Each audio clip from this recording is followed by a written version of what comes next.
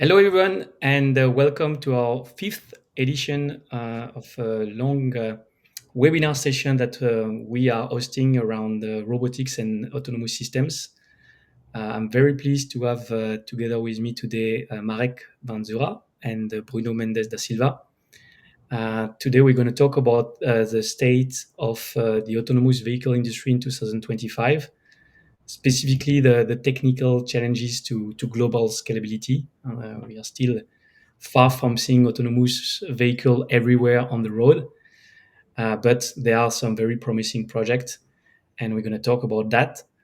Um, First, before we dive into some insights, especially from our special guest, Marek, I'd like them to introduce themselves. So, Marek, welcome again. Can you say maybe a few words? Yeah, thank you so much, Pierre and Bruno, for having me here. Absolutely. Yeah, my name is Marek. I'm originally from the Czech Republic, and I've been in the autonomous driving industry for the last 8 years. Initially, I started as a researcher, working on autonomous driving research and studying its impact on road safety. Then I moved to, let's say, more like a startup domain, startup world, being involved in actual development of these technologies. I spent some time in the US, again around autonomous vehicles, and now I'm back in the Czech Republic and being involved in a pretty cool stuff around autonomous vehicles, which I will talk about later. Thank you. Thank you, Marek. And Bruno from Heex Technologies. Yes. Hello, everyone. So my name is Bruno. I'm one of the co-founder and CEO of Heex Technology, a startup that we co-founded in 2019, where when there was a boom in autonomous driving funding projects and ecosystem being formed. The idea of X Technologies to help these companies bring autonomous vehicle faster to market by intervening where the one of the bottleneck is the processing of the data. So we'll talk about it further during the webinar. Thanks, Bruno. So before we go into providing a little bit of insights about the state of the industry, I think Marek would be good to kind of tell us a little bit more about autinno. What is your current focus now? What are you working on? To bring a little bit of context. Yeah, absolutely. Thank you so much. Yeah, I am currently the Chief Innovation Officer at autinno. autinno is a company based out of the Czech Republic, and our main product is the so-called drive-by-wire interface, which we say that our mission is to accelerate European automated driving research and development, because uh, the drive-by-wire interface is basically the fundamental building block of autonomous driving, because it's the communication gateway between vehicle systems and external systems. In this case, autonomous driving stacks, remote driving stacks, and so on.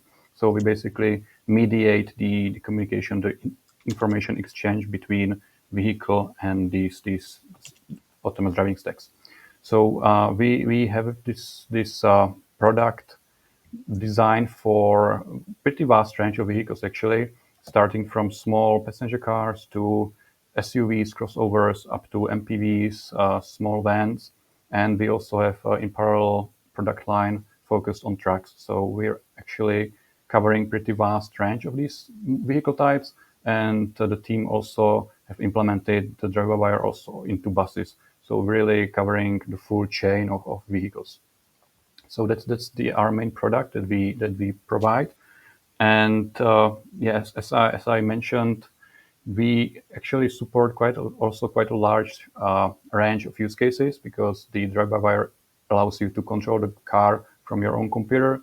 Therefore, we can facilitate all different kinds of control over the vehicle, from autonomous driving, where the computer is fully in charge of the vehicle, through ADAS, that means assisting drivers by adding some features that are helping the driver to drive, to teleoperation, in this case remote driving. Therefore, you can control the car remotely from some distance and use the driver wire in the car.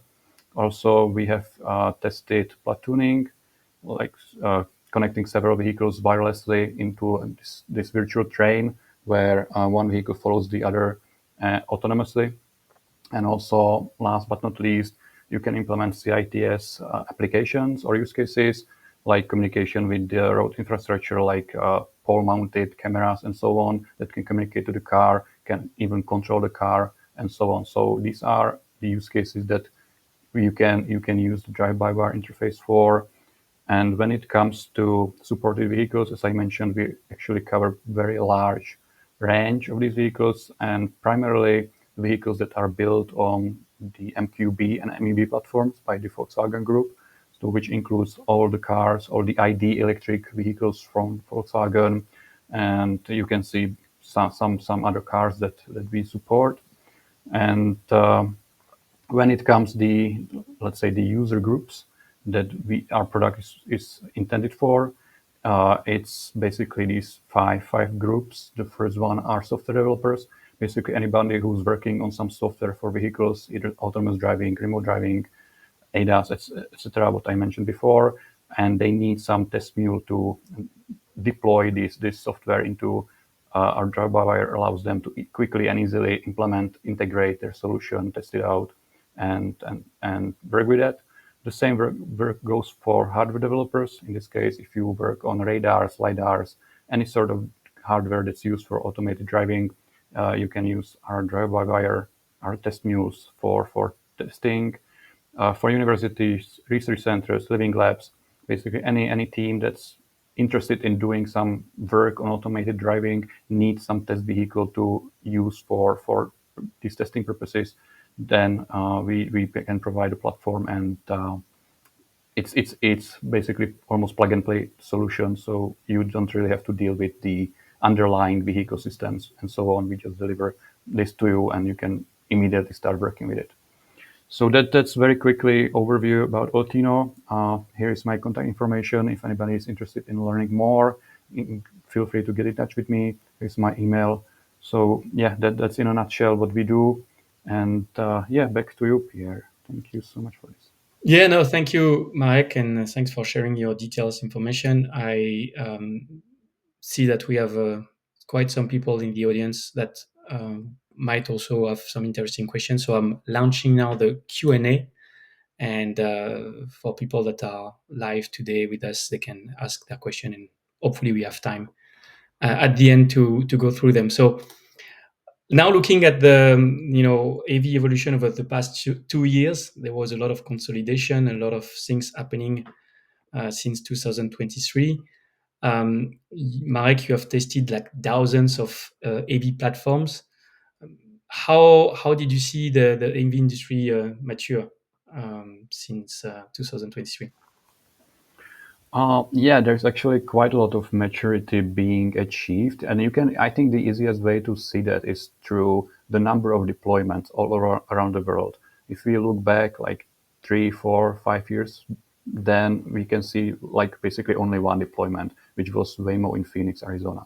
That was the first one, and from that time, now when we look around the world, there is like half a dozen deployments across the US. There is another about half a dozen deployments in China, and we see that there are growing interests also throughout Europe in deploying these sort of technologies. So the maturity in terms of the capabilities of the technology is growing, and I think it's really the best seen on the number of deployments, on the number of places where you can actually go and try out these technologies. And interesting thing about these deployments is that they are not equal. It's like you can definitely spot many differences in terms of performance in between these different vehicle types, autonomous driving providers, and so on. So it's really interesting to see how they perform, what are the differences there, and yeah, I think we will also touch on this a little bit Yeah. later. Yeah. But speaking about these differences among the project, is there like one project that really like stood out for you? Any approach that you were or you are particularly excited about? Yeah, I mean, I have to admit that I'm the most excited about Waymo. And Okay. for many reasons, because not just because their solution is the most advanced and the most capable, but I feel like when you start studying what they do, how they do it, you realize that it's like a perfect example of a company where they set up some goal, they got the best people in the field to work on that. They put money into it, and under the leadership, they just go straight towards that goal that they set up in the beginning, Okay. and they just work on tackling that problem until they get there. And I feel for me, it's really a great example of how these technological companies should ideally work. And yeah, that's why I'm the most excited about this one. And yeah, you can see it in how they expand. And another thing I like about them is that they really do follow their roadmap. They really do follow their own timeline. They are not really pushed by, let's say, the public pressure. You can see it, many times in these like discussion forums or these meetings and conferences where somebody like accuses them like you're not expanding too quickly enough, or you're not growing too quickly enough. Your fleet is too small, and these things. And they don't really listen to these outsiders because they have their own pretty nicely done decision making inside, as far as I can tell from the outside. So I like this, that they're determined and they follow these goals or these decisions that they have made, and are not really too influenced from the outside, which I feel is so important. And they're not really chasing hype. They're actually trying to work on something meaningful. So that's why I feel the Waymo is the Okay. most exciting. Bruno, I know that you have been traveling around before you built that company, Heex Technologies, and we have like several collaboration with players in Europe, in Asia, in the US. Same question for you. Do you have one company, one approach that you particularly like? You're on mute. Bruno. Yeah. Actually, I'll give three examples. Um, One of them, it's I'm not going to be original. It's going to be Waymo. I think Waymo is the testimony of true vision and leadership. It's a project that started in 2009 with the Google self-driving project, and despite all the technical problems, the regulatory problems, issue bottlenecks, the public acceptance, because in the last 15 years, if you went out and asked people, would you ride an autonomous vehicle? Most of the people would say no. I don't trust. I don't trust an AI. I don't trust a robot to drive me around. What if it's fail and I can do nothing about it?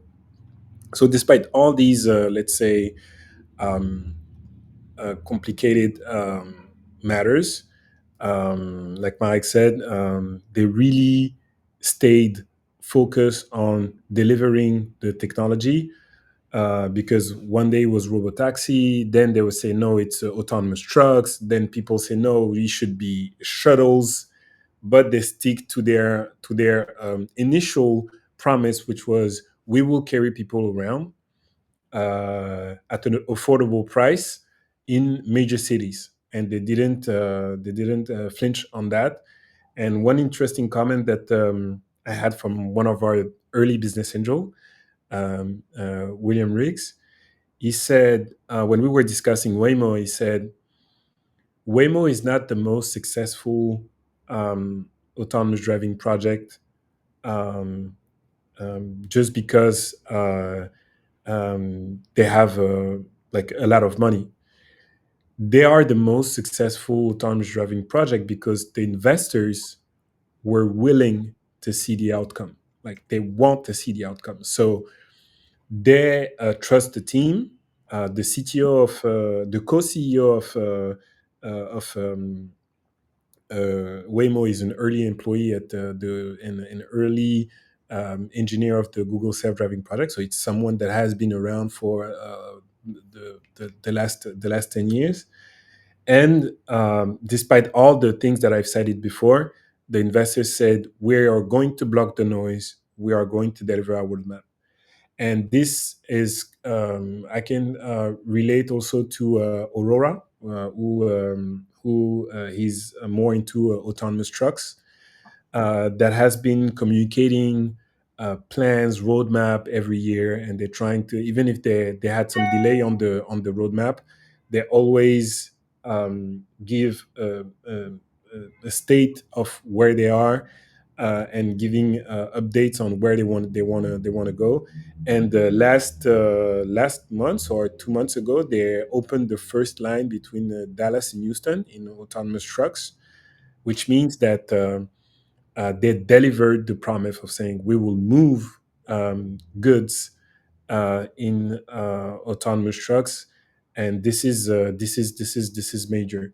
The last one is a French company called Mila. So there has been two major players in autonomous vehicles in France, which was Easy Mile and Navia. Both face a lot of challenges, and ultimately has to restructure and join corporations. But Mila, who also has been around for quite some time, really tried to a different approach of to bring these autonomous shuttles to life. And happy to see that today they are deploying some of their shuttles in France. So yeah, those three companies in three different segments are the one that are, let's say, catching more my attention. But because they all have one thing in common, the people behind the company wants to see the outcome. They're not going to be, oh, you have a good technology, but we don't see the ROI, we don't see the return on investment, we don't see where it's going, so we're going to shut down the company. Yeah. Even if they don't see the end of the road in these three companies, they're willing to move forward because they believe that there's a path to make these promises happen. So that's first of all, that's as I said, it's the testimony of vision and leadership, and also that's inspiring for companies like us also to keep pushing and make sure that we also working on seeing the outcome. Yeah. Well, thanks, Bruno, because it's a great transition for the next topic. I want to move forward and be mindful of the time, and I want to kind of like transition to the conversation. Is like outcome ROI. There are a few projects every now and there, right? But there are gaps between this pilot project and scaling really AV operation. So, Marek, in your view, what are the main blockers today to really see the AV like being a mainstream? Mhm. Yeah, I think the single most important thing to realize at this point is that the autonomous driving technology is still pretty young. It's not really that fully understood and established, I would say. So that means that the teams, although they have already deployed, some services, they are providing rides every single day to thousands, tens of thousands of people. They're still working on the technology itself. Therefore, they are still trying to figure out what's like the optimal setup of sensors. How many sensors do we need? What configurations? What sensor modalities? It's like how detailed the maps should be, and so on. So and you can see this very nicely when you look, yeah, at Waymo, at other, or basically every other company. When you look at how their vehicles looked like over the years, you can notice that different generations really are different from the previous one. And you can see that they're experimenting, like, okay, now we have 20 cameras. Then they move to the different generation and they have like only, let's say, 9 cameras. So, they're still trying to figure out what's the best solution for autonomous driving.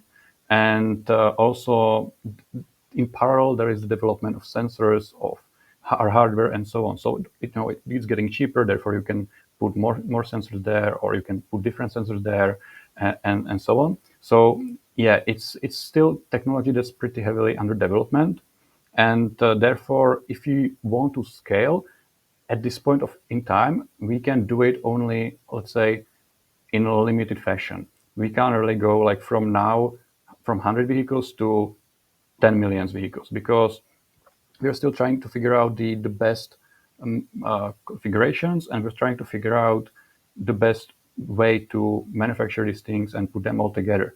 So from my perspective, I don't think we will see really massive expansions, like, from current, let's say, thousands of vehicles to hundreds of thousands or even millions in the next, I don't know, maybe a decade, because we're still, on this path to figure out what's the best thing. And you don't really want to spend a lot of money building some platform, some vehicle design and these things right now and deploy them in these huge numbers, because as you're improving, as you're perfecting the technology, it will be morally and technologically outdated quite quickly, quite soon. So this is the reason why I believe we are not at the point where we would see really massive deployments and massive scaling. We are getting there. Definitely the fleets are getting bigger.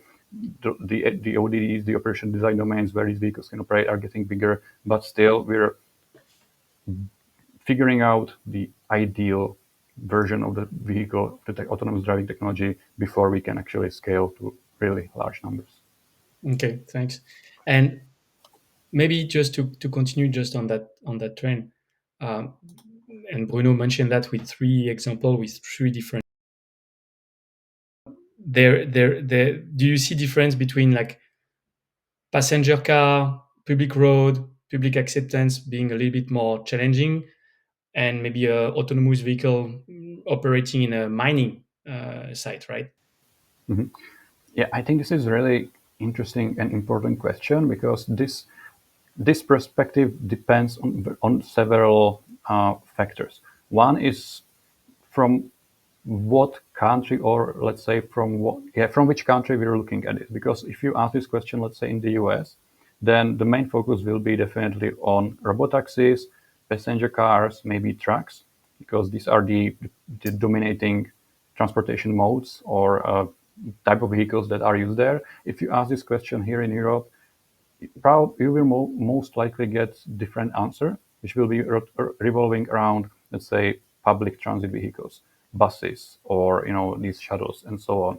So this really uh, depends on where we are asking, or who we are asking, and where are we asking this question. So I think back to that question.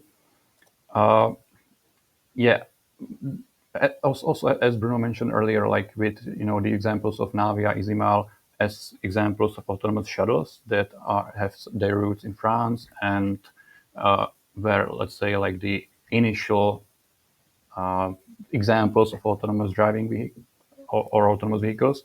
That's interesting, because now when you talk to people who try to work on something similar, like deploying autonomous shuttles, they basically tell you that the the general idea of an autonomous shuttle has been sort of destroyed in public opinion, or not just public opinion, but within the technological domain and public within this domain, because these vehicles didn't really perform as expected. Therefore, there is harm that's being done to the picture of autonomous shuttles, and it's more difficult for companies entering this field again, because potential users or operators of these vehicles already have this bad experience with this category of vehicles, and that's a little bit problematic. So I think if we go back to Waymo, as we were talking about it earlier, another important thing about them is that they really care about their public picture. They really care about how they are perceived. They don't really release the vehicle to the public. They don't allow the access. They didn't allow the access to these vehicles until they felt, okay,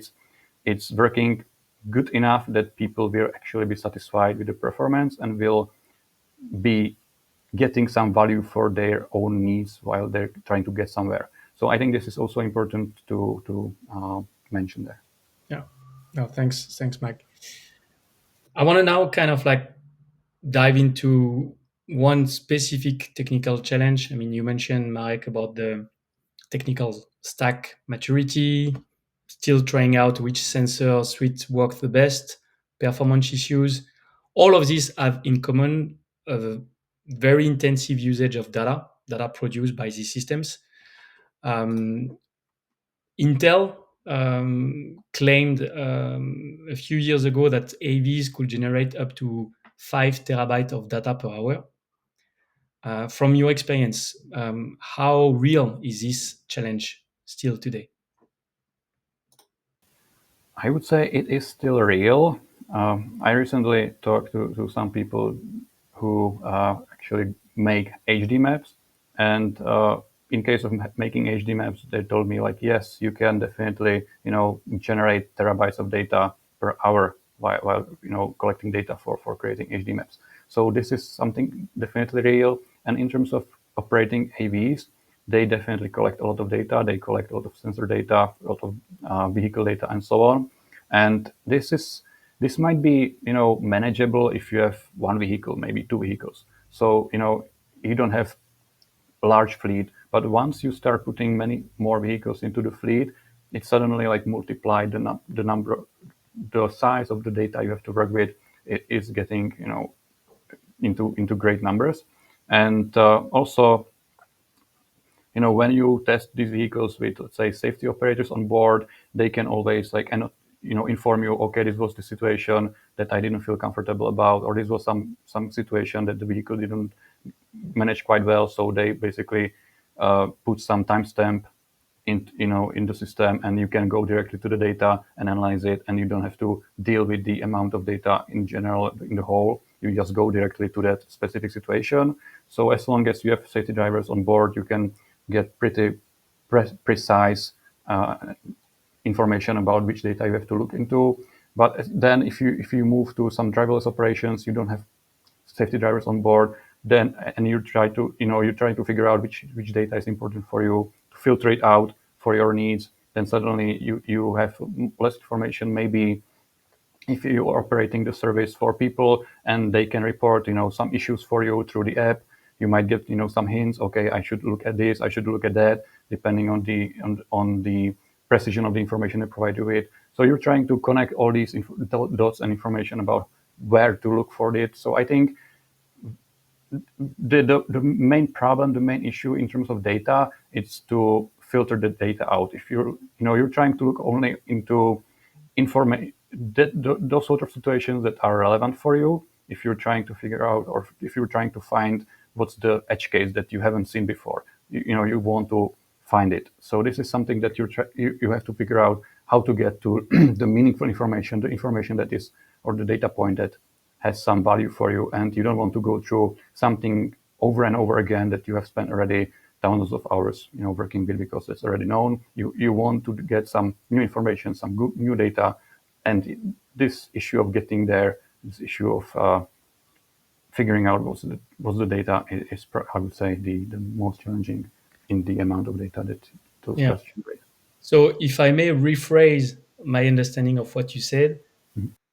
one could say that if you want to scale your every AV operation, you need to scale the way you are managing all this data coming from your system, right? You cannot just do it with safety driver, you know, plug in a specific like incident there and so on. You need to have like an automated way of, managing efficiencies this data pipeline.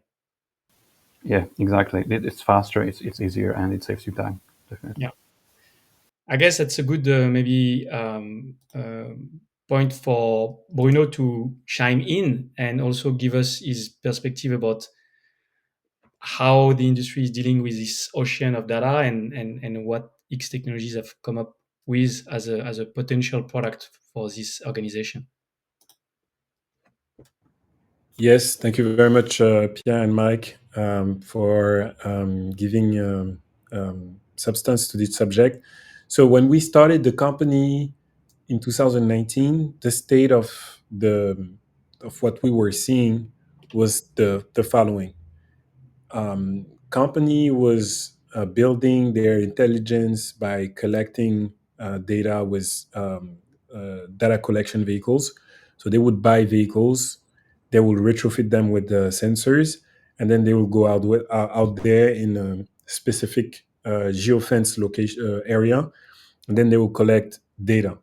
They'll try to create HD maps with this within that geofence area. They'll try also to uh, give the vehicle an understanding of this of the world as is being represented around it. And this data collection was generating terabytes of data per hour. So if you imagine that a vehicle can drive 4 or 5 hours to collect data, it can go up to 25, 30,000 gigabytes per day that you have to transfer into where your data is located.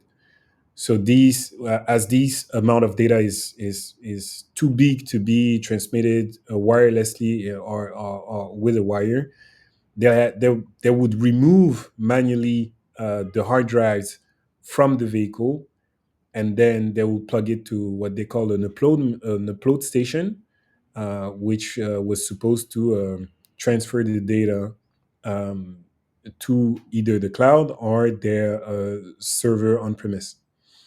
After that, there were um, a process called triage, which is how can we separate the most important data to the low value data, which was maybe when there were an accident, maybe when the safety driver took a note and said, "Oh, at this time this happened. You should look into it," as Marek said. And then you have the autonomy engineer that would take some of these data and then work with it to either uh, build the model or train the models or test and validate the certain scenarios for the models. So this workflow is very manual and also very hard to scale, because when you have a couple of vehicle, or even a couple of hundreds of vehicle where you can actively remove the hard drive manually and work with your team, is manageable. But as we said, if we you want to scale to thousands, millions of vehicle, there's no way, if the vehicle is generating that amount of data, that you could handle manually the enormous amount of data that is being created. So um, we um,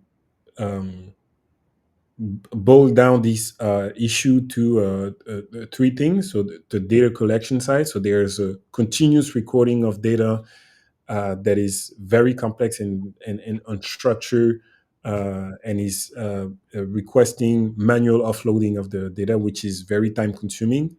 Then once the data is being at the disposal of the engineering team, it's the size, the complexity of the data is making them build complex workarounds and fragmented workflow to access the valuable data.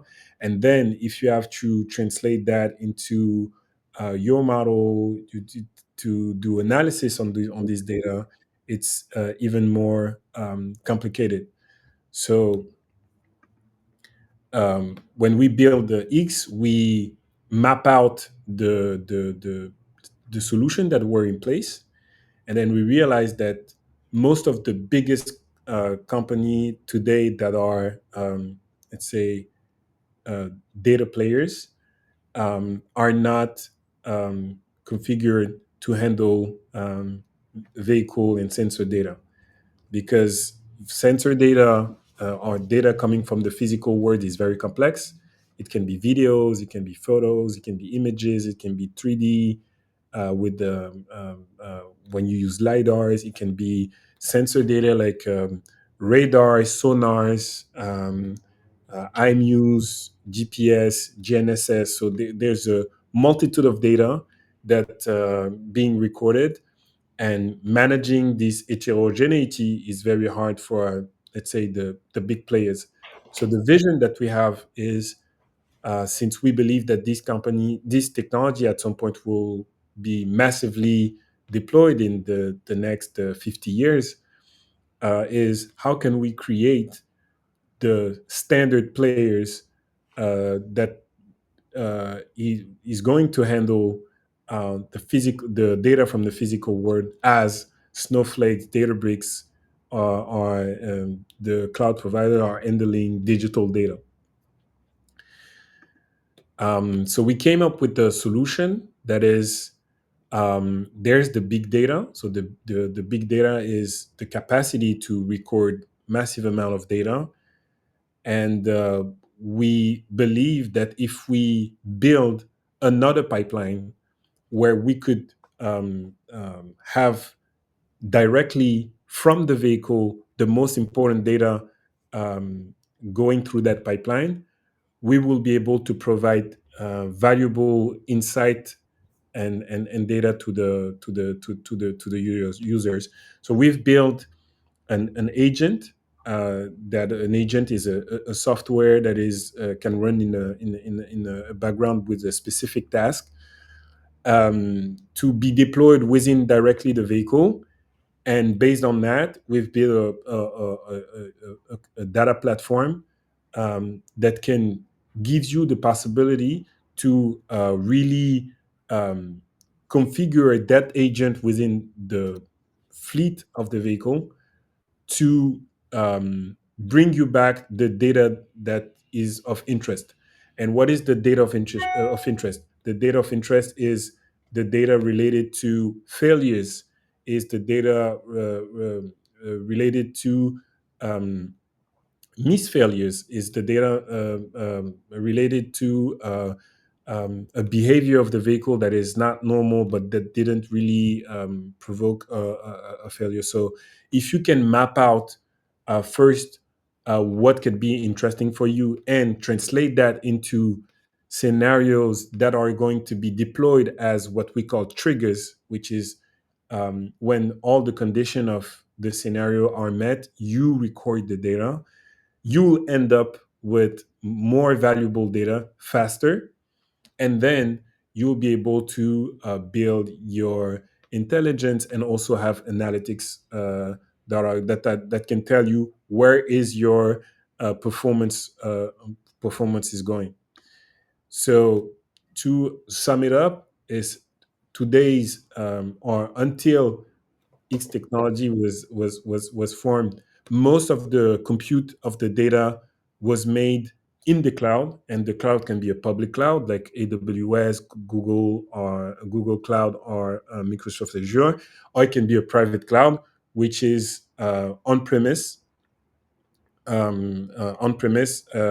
completely managed by the company.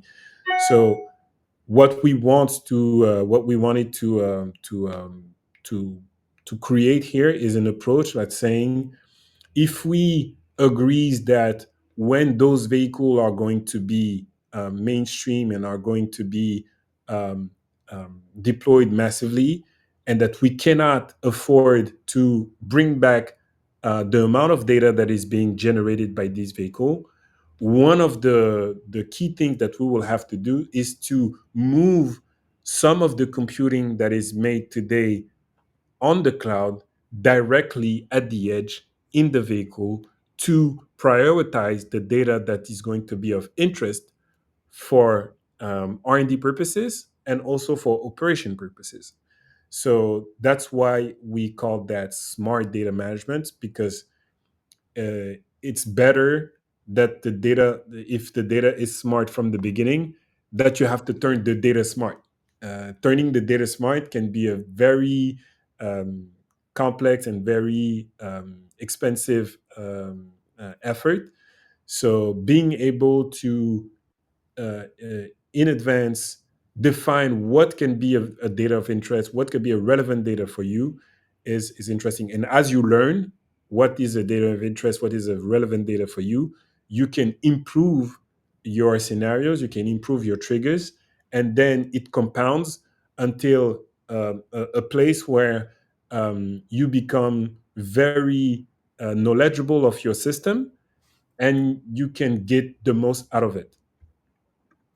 So to give you a quick example about how does that translate, so if we took what happened before is, as I said, they were driving and recording, then there were a lot of things that were happening on the road that could stop the vehicle or not, but they will keep driving and recording because you cannot, let's say, bring the data directly to the cloud, as it's a very heavy data, because the framework is we record everything, and then you have that manual workflow that I presented before. When you use X technology, you will you will have a preset of scenario that we will deploy directly into the vehicle, and when you will meet these scenarios while you're driving, you will be able to, in real time, automate the data upload and processing of this data, which is going to move from driving for hours, manually upload data for days, and mining that data for weeks, to building your scenarios, getting those data in seconds, and processing it in minutes, and having for different purposes. And the good thing about it is, since the platform that we've designed is linked directly to the agents that are sitting in the vehicle, you can update those triggers and those scenarios, and you can create a life cycle for this recording strategies. You can decide to shut them down. You can decide to improve them. You can decide to stop them. You can decide to put them on again. So with that, you can completely remove the complexity and the everything that is being very heavy to manage, in terms of people, in terms of technical resources, and financial, let's say, and the financial aspect of it.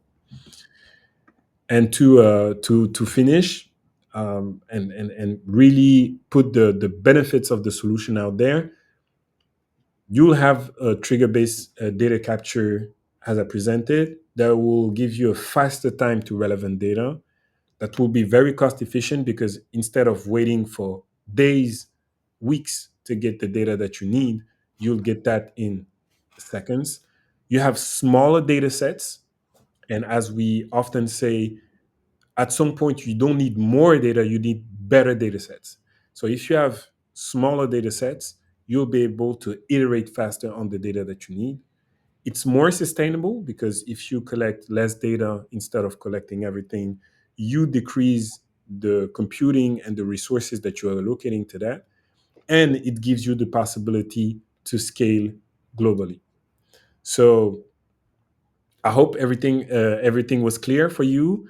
The mission of the company here is really to picked up that subject of bringing these technology to market, and removing one of the biggest bottlenecks, which is, how can I learn better, faster, and more efficiently from what my vehicle is seeing on the road, so it can be safe, and it can be used by uh, a lot of people. Thanks, Bruno, for this comprehensive overview about X solution and the different application in autonomous driving. Marek, you've seen the overall approach. Could you imagine that this smart data loop concept could help some of the companies that you have seen operating scale their operation?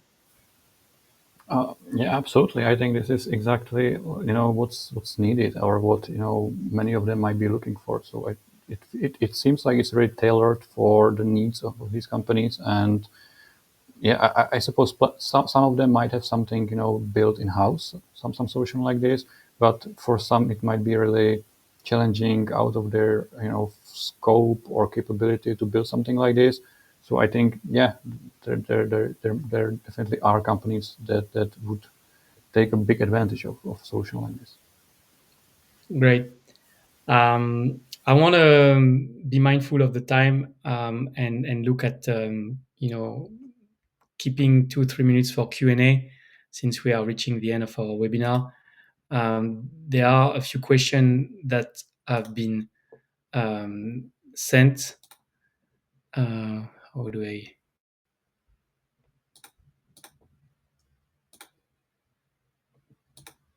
One question was, what was the most underrated factor in AV success today, or what is the most underrated factor in AV success today? Maybe Marek, you have your own view on that. Yeah, let me think about it. Yeah, I think what really matters, or what is really applicable in the autonomous driving industry and domain, is this like if you build it, they will come. And it's like we can have like thousands of public opinion studies or research into this. But what I have observed is really that once you have autonomous car that actually works reliably and can provide some meaningful service, and you put it in the wild and you allow people to start using it, they will very quickly adapt to it and they will really quickly start using it. So I think from my perspective, the most no, well, yeah, underrated factor is the act of putting these cars to the use of people and just letting them to experiment with them, in sense of, okay, there is this car, let's see if it can meet my need right now. For example, if I need to go to the grocery store, or if I need to get somewhere to meet somebody somewhere, can I use this car? And if I try it out, I might quickly realize, like, oh yeah, it's totally working for me. I don't need to drive somewhere because I can take this car, and so on. So I think exposing people to autonomous cars and allowing them to spend as much time as possible around them will actually really help you to scale and help you to go bigger. Because yeah, this is something that it's like we live in these, let's say, domain bubbles. We talk about these things all the time. We discuss these things all the time. We know a lot of stuff about these things. Therefore, we assume that other people know about these things and they have the similar knowledge like we do. But the fact is that most people don't know about these things. They might not even care about them. So once they get access to it, it's the best way to spread knowledge, the information about it, and people will figure out how to use it for their own needs. So I think, yeah, putting cars among people is the best way to reach success. Yeah. Yeah. Well, thanks you for this insight, Marek. Um, I just wanted to end with a bit of an outlook. Um, Jensen said at many occasions recently at Vivatech in France that the next decade will be the decade of robotics. That obviously implies autonomous vehicle. I'm not going to ask both of you to do your own prediction, which might be pretty much aligned. I'm just going to ask you in 30 seconds, what is something that you are most excited about to see now with this new trend in robotics? In 30 seconds, what are you looking for the next 2 3 years? Bruno, maybe. So what I'm looking for in the next 2 3 years is to really see in Europe more deployment. So there's Wavy, that is the UK startup that is really on path to bring deployment in Europe. I'm also looking forward to have these American players come in Europe. I think it will be beneficial for the ecosystem. As Mike said, people are can be. There's a lot of talks around the autonomous vehicles, but we a lot of people never saw one. So being able to bring these technology out of the San Francisco bubble or the US bubble or the China bubble is it would be a great thing. So I'm looking forward to see Europe really maturing in this ecosystem. Okay, thanks. What about you, Marek? Yeah, I think I would say the thing I'm the most excited about is the, let's say, resurrection of European tech industry in terms of actually having or seeing new companies coming out of Europe and building these things, on our land here. Because nowadays we don't really have any strong company, strong player who would be comparable to what the US or Chinese companies provide right now. So I think, or what I'm really the most excited about is seeing, more companies coming out of Europe and actually bringing autonomous driving stacks that, in terms of performance, are on par with what we can see in the US or in China. So yeah, that's something what I would say. Well, thank you. Very exciting time ahead of us. With that, I'd like to thank both of you for your time and your valuable insights, and thank the audience as well, staying with us and learning from what we can provide. Of course, you have our detailed information if you'd like to know more about autinno services or Heex Technologies solution. And stay tuned for the next webinar session. Have a good evening, everyone. Thank you again, guys. Thank Thank you so you. much. It's been a Bye. pleasure. Bye. Bye.